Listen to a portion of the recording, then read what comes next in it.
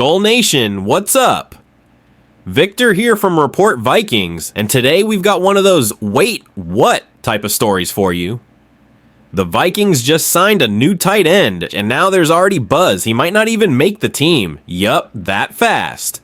We're talking about Giovanni Ricci, who came in after minicamp and may already be on the chopping block. In today's video, we'll break down what's happening in the tight end room, why Ricci might be out before the season even kicks off, and what it all means for our guy JJ McCarthy, who's looking to take the NFL by storm. So hit that like button, drop a skull in the comments to let me know you're here, and let's get into it. So here's the deal. According to Ryan Heckman from the Vikings Age, Giovanni Ricci, who was signed just after minicamp, might not even make it past preseason. The Vikings brought Ricci in late June, likely just as added competition, but let's be honest, the tight end room is stacked. You've got TJ Hawkinson, a certified baller when healthy Josh Oliver, one of the league's best blocking TEs, and rookie Gavin Bartholomew, who's been turning heads in camp.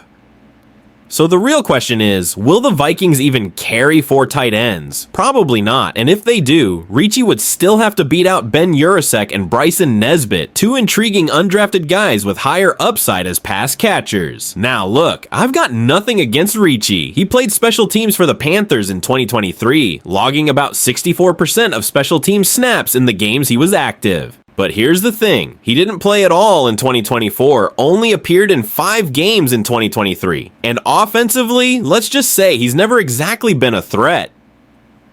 We're talking 0 career touchdowns and just 84 total receiving yards in 4 NFL seasons.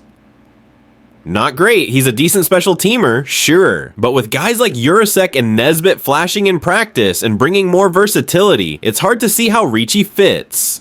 This is just one of those classic NFL moves. Bring in a body late to push the room a bit, but don't expect him to make the 53. But here's where it gets interesting, and honestly, more exciting. This whole tight end shuffle, it's really about building the right supporting cast for JJ McCarthy, because let's not forget, JJ is coming into his rookie season.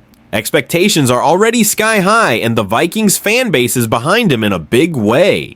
In fact, according to a recent poll by the Daily Norseman, 80% of fans believe JJ will throw more than 24 touchdown passes this year. That's a huge vote of confidence. And guess what? If he's gonna hit that number, he's gonna need a clean, pocket, reliable, short yardage weapons, red zone security blankets. And that's where Hawkinson and Oliver come in. You can't just give a rookie QB a deep ball guy and call it a day. You need guys who can get open fast, make contested catches, and block their butts off in play action sets. So when you look at the tight end room through that lens, Ricci just doesn't bring enough to the table. So what do you think, Vikings Nation? Should the Vikings hang on to Giovanni Ricci just for special teams depth? Or is this just a case of thanks for coming, but we're moving on? And what are your realistic expectations for JJ McCarthy's rookie season? 20 touchdowns, 25, more? Drop your thoughts down in the comments. I'll be there with y'all, reading everything. And hey, if you're hyped about this team, this QB, and this new era of Vikings football, hit that like button, subscribe to the channel, and don't forget to turn on notifications so you never miss a beat. This is Victor signing off from Report Vikings. Let's stay hungry, stay loud, and as always, Skol baby, let's now better understand our GM's contract extension. The Vikings finished the 2024 season with a record of 14-3, and yes, they lost again for the second time in 3 years in the wild card round of the playoffs. But right after the season ended, they had to get to work on Kevin O'Connell's contract because it was clear that something was going on, that something wasn't right, and that he was tempted to say, I'll just finish my contract and become a free agent next year. So they got his done. Kwesi Adofo-Mensah, the GM, who came in at the same time with O'Connell, whose contract lasted the same duration, he had to wait a little bit longer because there wasn't that same urgency. There wasn't a sense that someone was interested in Adofo-Mensah if he would say, I'm going to become a free agent. So he had to wait. He gets his deal. And just like with Nick Sirianni, the Eagles, Chris, all we know is it's a multi-year extension. That's all they ever say. So maybe he's under contract for 3 years. Maybe he's under contract longer than that, because if it's a multi-year extension and if he's under contract for 1 year, 1 + 2 is 3.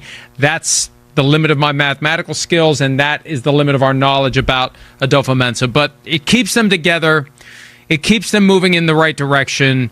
They've had 2 great regular seasons. The next step, obviously, win some games in the playoffs.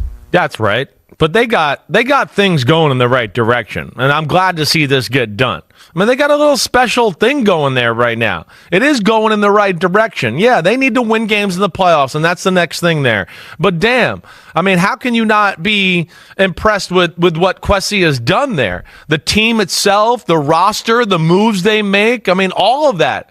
They're damn good last year, 14-3, improved their roster, and they really look better this year.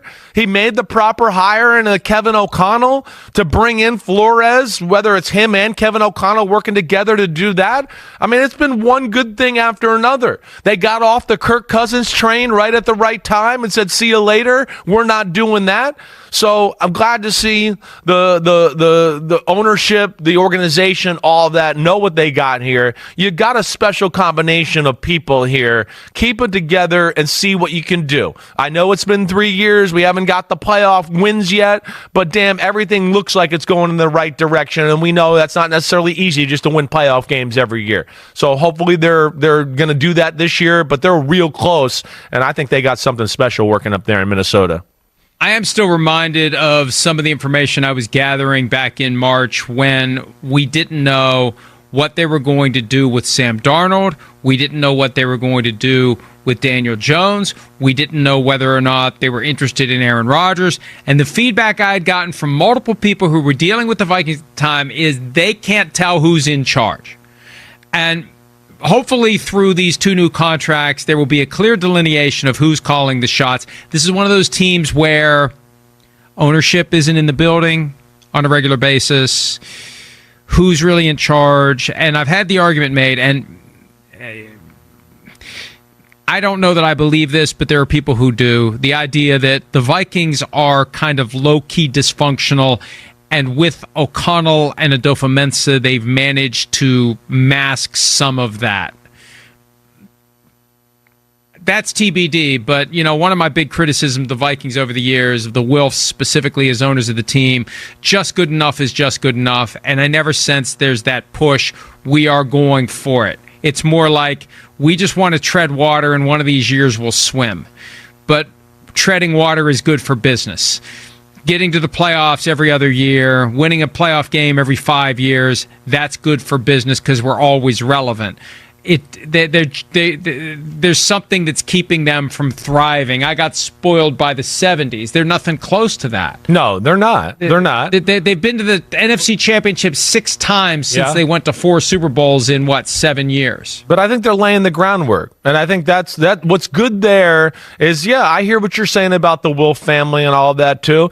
But I think what you could feel good as long as you don't abandon ship and jump on the bandwagon of the Eagles here is that you got, 3 guys that we just talked about, O'Connell, Adolfo-Mensah, and Flores, that are all in. Like they're not going to be content with, we're just relevant, right? That's what's going to be good about Minnesota.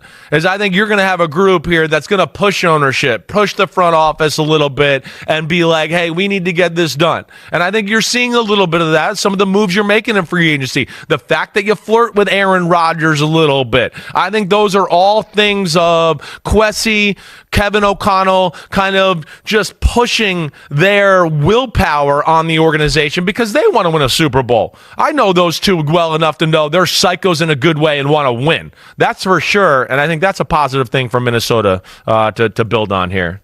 Do you think Aaron Rodgers is waiting to see what the Vikings' final assessment? I still have people asking after me the offseason program is. I know. At this point, when's he get He's already missed a week of OTAs. The Steelers have 3 OTAs this week. They have mandatory minicamp next week.